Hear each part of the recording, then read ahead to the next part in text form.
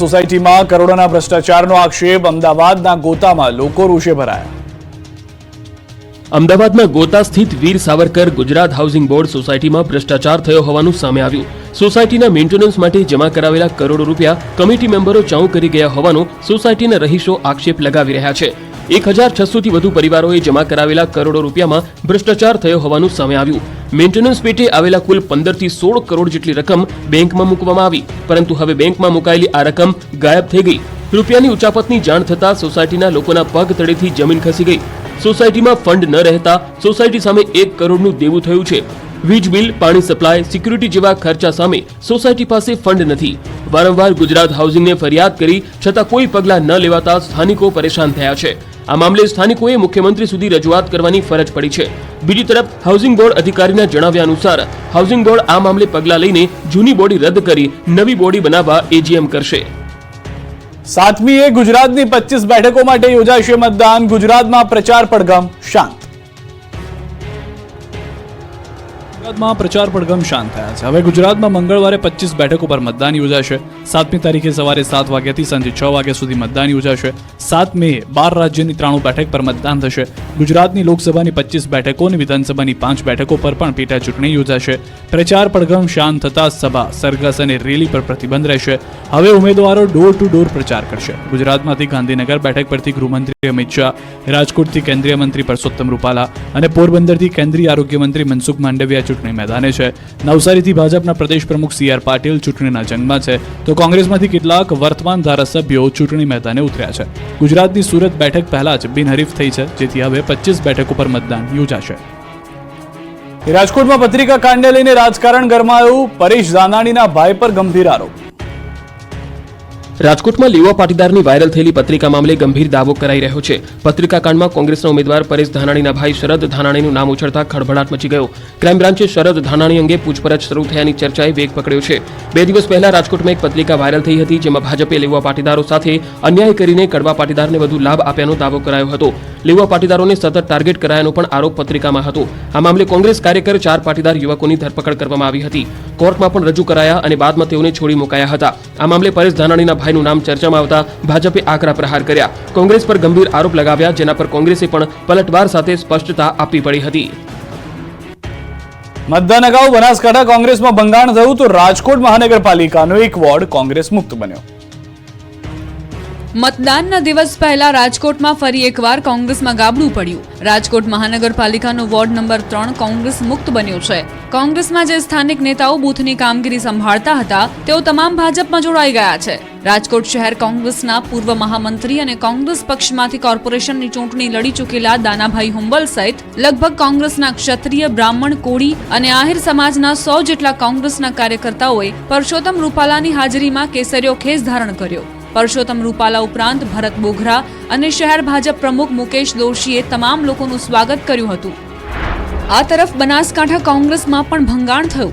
Youth Congress મંત્રી અને બનાસકાંઠા જિલ્લા ઉપપ્રમુખ દિલાવરસિંહ વાઘેલા ભાજપમાં ભળી ગયા। થરાદના પૂર્વ MLA ગુલાબસિંહ રાજપૂતના અંગત ગણાતા દિલાવરસિંહ વાઘેલા ભાજપમાં જોડાઈ ગયા। 2021માં થરાદના પૂર્વ ધારાસભ્યની સાથે 7 દિવસ ભૂખ હડતાળ પર સાથ આપનાર સાથી દિલાવરસિંહ વાઘેલા કોંગ્રેસમાંથી રાજીનામું આપતા બનાસકાંઠા કોંગ્રેસમાં સોપો પડી ગયો। NSYના પ્રદેશ મંત્રી નરેન્દ્રસિંહ ચૌહાણે પણ કેસરિયા કર્યા। બનાસકાંઠા સાંસદ પરબતભાઈ પટેલના હાથે કેસરિયા કરી ભાજપમાં જોડાયા। વધુને વધુ મતદાન થાય એ માટે રન ફોર વોટનું આયોજન। અમદાવાદ સહિત શહેરમાં લોકોએ મતદાન જાગૃતિ માટે દોડ લગાવી। ગુજરાતમાં મતદાનને ફક્ત ગણતરીના કલાકો જ બાકી છે, ત્યારે લોકો અચૂક મતદાન કરે તે માટે વહીવટી તંત્ર પણ પ્રયાસ કરી રહ્યું છે।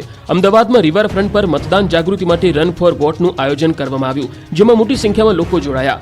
લોકશાહીના આ મહાપર્વમાં લોકો અચૂક મતદાન કરશે તે માટે અમદાવાદ વહીવટી તંત્ર છેલ્લા 15 દિવસથી જુદી જુદી રીતે જાગૃતિના પ્રયાસો કરી રહ્યું છે, જેમાં અગાઉ drone show, painting, group awareness સહિતના કાર્યક્રમો યોજાયા હતા। માત્ર અમદાવાદ જ નહીં, રાજ્યના અન્ય વિસ્તારોમાં પણ રન ફોર વોટનું આયોજન કરાયું। લોકશાહીના મહાપર્વમાં જંગી મતદાન થાય તે માટે રાજ્યના અલગ અલગ શહેરોમાં રન ફોર વોટની થીમ પર લોકોએ દોડ લગાવી। રાજ્યમાં વલસાડ, સુરેન્દ્રનગર, વડોદરા, અરવલ્લીમાં રન ફોર વોટનું આયોજન કરવામાં આવ્યું। રન ફોર વોટમાં યુવાનો સહિત નાગરિકો જોડાઈને મતદાન જાગૃતિ અભિયાનના નારા લગાવ્યા હતા। તમામ શહેરોમાં યોજાયેલી મેરેથોનમાં મામલતદાર, નગરપાલિકા ઓફિસર સહિત રમતગમત અધિકારીઓ પણ ઉપસ્થિત રહ્યા। જૂનાગઢના સુખપુર ગામમાં ટીપી સ્કીમને લઈને વિરોધનો વંટોળ, ખેડૂતોએ મતદાન નહીં કરવાની ચીમકી ઉચ્ચારી. મતદાનને ભલે ગણતરીનો જ સમય બાકી હોય, પરંતુ કેટલાક વિસ્તારોમાં સુવિધાઓને લઈને લોકોમાં હજુ પણ કચવાટ છે, જેને લઈને સ્થાનિકો મતદાન નહીં કરવાની ચીમકી ઉચ્ચારી રહ્યા છે. જૂનાગઢના સુખપુર ગામના ખેડૂતોએ ટીપીનો વિરોધ કરી મતદાન બહિષ્કારની ચીમકી ઉચ્ચારી. ઘણા મહિનાઓથી નવી ટીપી સ્કીમની સામે જાજરડા, જોશીપુરા, સુખપુર સહિતના ગામોમાં નવી ટીપી સ્કીમને લઈ ખેડૂતોમાં વિરોધનો વંટોળ છે. કિસાન સંઘના નેજા હેઠળ રેલી, ઉપવાસ તેમજ અનેક કાર્યક્રમો આપ્યા હતા, પણ કોઈ ઉકેલ નહીં આવતા સુખપુર ગામના ગ્રામજનોએ મતદાન બહિષ્કારનો નિર્ણય લીધો છે. આજે ગામમાં રેલી યોજી મતદાન બહિષ્કારના શપથ પણ લીધા. ગ્રામજનોની ફરિયાદ છે કે અધિકારીઓ સરકાર સુધી વાત પહોંચાડતા નથી અને અમારી કિંમતી જમીન જતી રહે છે. સાથે તેમણે જનપ્રતિનિધિ સામે પણ આકરા પ્રહાર કર્યા. મહત્વનું છે કે નવી ટીપી સ્કીમમાં અંદાજિત 4000થી વધુ ખેડૂત સાથે મહિલાઓ, ખેડૂતો પણ વિરોધ કરી રહી છે. મતદાનને લઈને તંત્ર તડામાર તૈયારીઓમાં રાખ્યું. અમદાવાદમાં મતદારો માટે વિશેષ વ્યવસ્થા. લોકશાહીના મહાપર્વ લોકસભા ચૂંટણીને હવે ગણતરીના કલાકો બાકી રહ્યા છે, ત્યારે અમદાવાદ જિલ્લા વહીવટી તંત્ર દ્વારા મતદારો માટે વિશેષ વ્યવસ્થા કરવામાં આવી છે. જિલ્લામાં 1995 મતદાન મથકો પર મંડપ અને 778 મતદાન મથકો પર કુલરની વ્યવસ્થા કરાશે. ઉપરાંત દરેક મતદાન મથક દીઠ પીવાના પાણીની વ્યવસ્થા તથા પૂરતા પ્રમાણમાં ORS પૂરું પાડવામાં આવશે. કાળઝાળ ગરમીમાં મતદારો માટે જિલ્લા ચૂંટણી તંત્ર દ્વારા વિશેષ વ્યવસ્થા કરવામાં આવી છે. મહત્વનું છે કે 7મી તારીખે રાજ્યમાં મતદાન થવાનું છે, ત્યારે તંત્ર દ્વારા તૈયારીઓ પૂરજોશમાં કરવામાં આવી રહી છે.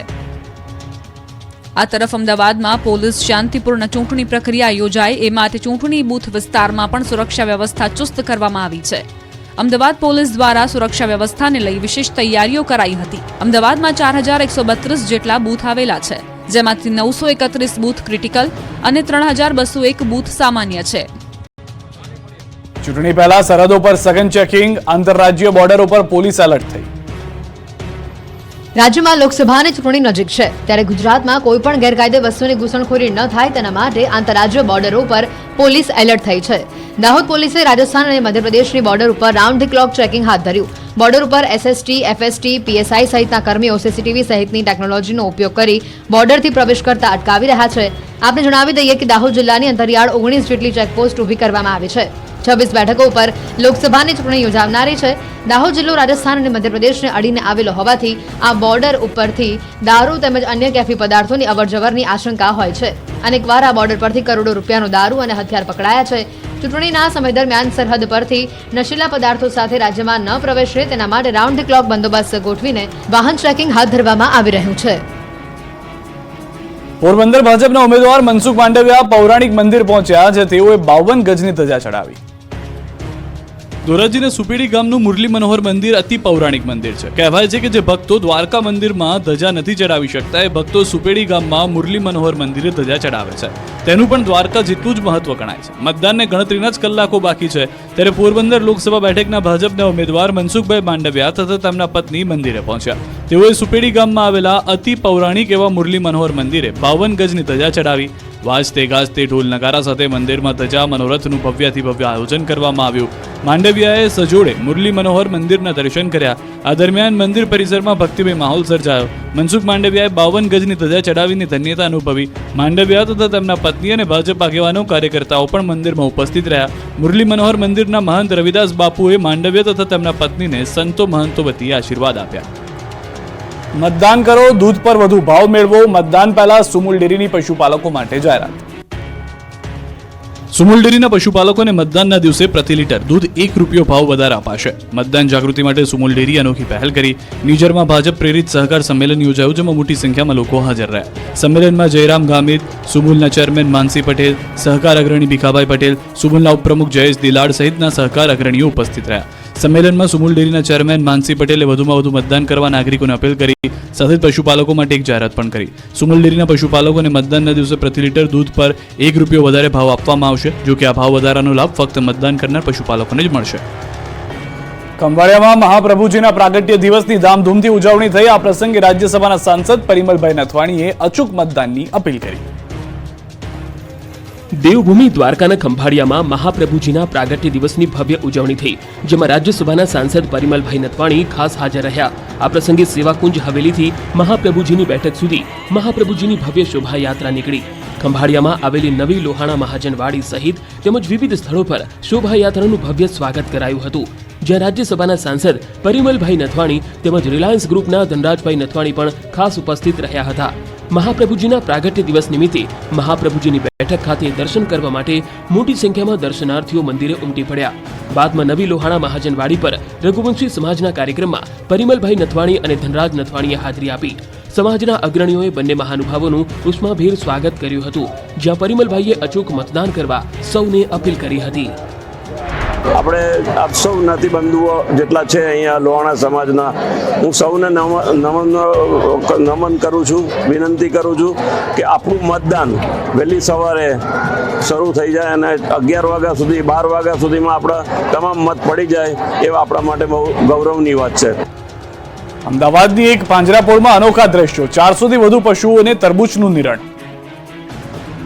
કાળઝાળ ગરમીમાં પશુઓ પણ ત્રાહિમામ પોકારી ઉઠ્યા. માણસો તો અલગ અલગ પ્રકારની તરકીબોથી ગરમીમાંથી રાહત મેળવી લે છે, પરંતુ પશુઓનું શું?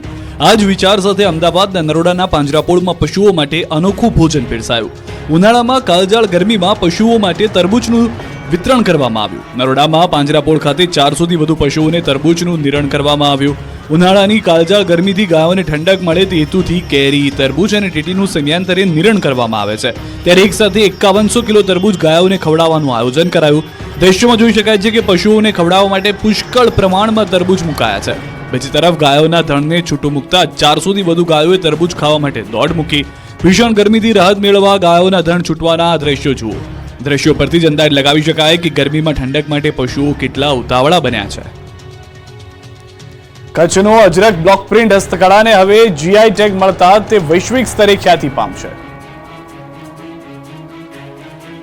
અજરક બ્લોક પ્રિન્ટ હસ્તકળાને હવે જીઆઈ ટેગ મળતા તે વૈશ્વિક સ્તરે ખ્યાતિ પામશે. આ કળાનો ઇતિહાસ કચ્છમાં 500 વર્ષ જૂનો છે. આમ તો અજરક બ્લોક પ્રિન્ટ કળા મૂળ પાકિસ્તાનના સિંધમાં અસ્તિત્વમાં આવી હતી, પરંતુ વર્ષ 1634માં કચ્છના રાજા ભરમાલજી પહેલાના નિમંત્રણ બાદ પાકિસ્તાનના સિંધ પ્રાંતમાંથી કારીગર કચ્છ આવી વસ્યા હતા. અજરકપુર, અંજાર, ભુજ અને ખાવડા ખાતે કારીગરો અજરક કળા કરીને ક્ષેત્રે કામ કરી રહ્યા છે. કચ્છના ખત્રી પરિવારે નેચરલ ડાયનું કામ કર્યા બાદ ભુજ ભચાઉ માર્ગ પર કળાના નામથી જ અજરકપુર ગામ વસાવ્યું હતું. કચ્છી અજરકને હવે જિયોગ્રાફિકલ ઇન્ડિકેશન એટલે કે ભૌગોલિક સ્થાનકનની માન્યતા મળી ગઈ છે. આ સમાચારની જાણ થતાં જ કચ્છના અજરકના કારીગરોએ ખુશી વ્યક્ત કરી. છેલ્લા 50 વર્ષથી આ કળા સાથે સંકળાયેલા કારીગર ડોક્ટર ઇસ્માઇલ ખત્રીએ જણાવ્યું કે પોતે પરિવારની 9મી પેઢી છે જે આ કળા ક્ષેત્રે કામ કરી રહ્યા છે. કચ્છી કસબીઓ છેલ્લા 10 વર્ષથી જીઆઈ ટેગની માન્યતા મેળવવા પ્રયાસો કરી રહ્યા હતા. કારીગરોને બૌદ્ધિક સંપદા અધિકાર દિવસે સન્માનિત કરાયા હતા. અમદાવાદના અજરકપુર હસ્તકલા વિકાસ સંગઠનના સભ્યોને જીઆઈ રજિસ્ટ્રાર ઉન્નત પંડિતના હસ્તે સન્માનિત કરવામાં આવ્યા હતા, જે બાદ કારીગરો આનંદિત થઈ ઉઠ્યા. સિંગાપોર દુબઈને ટક્કર મારે એવું રાજકોટનું અટલ સરોવર, ભવ્ય લાઇટ અને સાઉન્ડ શો પણ થયો. રોશનીના ઝગમગાટ સાથે તળાવનો અદ્ભુત નજારો સિંગાપુર કે દુબઈનો નથી, પણ આપણા રંગીલા રાજકોટનો છે. રાજકોટ શહેરને વધુ એક નજરાણું મળ્યું છે. શહેરને અટલ સરોવરની ભેટ મળી છે. 136 કરોડના ખર્ચે નિર્માણ પામેલા અટલ સરોવરને રંગે ચંગે જનતા માટે ખુલ્લો મૂકવામાં આવ્યું. ભવ્ય લાઇટ અને સાઉન્ડ શો સાથે અટલ સરોવરનું ઉદ્ઘાટન કરાયું. મ્યુઝિક, ડાન્સ અને અવનવા કરતબો કરવામાં આવ્યા. પ્રથમ દિવસે જ મોટી સંખ્યામાં શહેરીજનોએ અટલ સરોવરની મુલાકાત લીધી અને સરોવરની સુંદરતા અને ભવ્યતા જોઈ ખુશી વ્યક્ત કરી.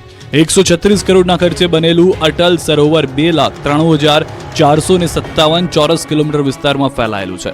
સરોવરની વચ્ચે વિશાળ તિરંગો મૂકવામાં આવ્યો છે. અટલ સરોવરની ફરતે landscape garden, botanical clock, boating, laser show, cycle track, walkway, parking સહિતની સુવિધા છે. આ સરોવરમાં પ્રવેશ માટે મોટી વયના લોકો માટે 25 રૂપિયા ફી રાખવામાં આવી છે, જ્યારે બાળકો માટે 10 રૂપિયા ટિકિટ રખાઈ છે. આગામી દિવસોમાં નવી રાઇડ્સ,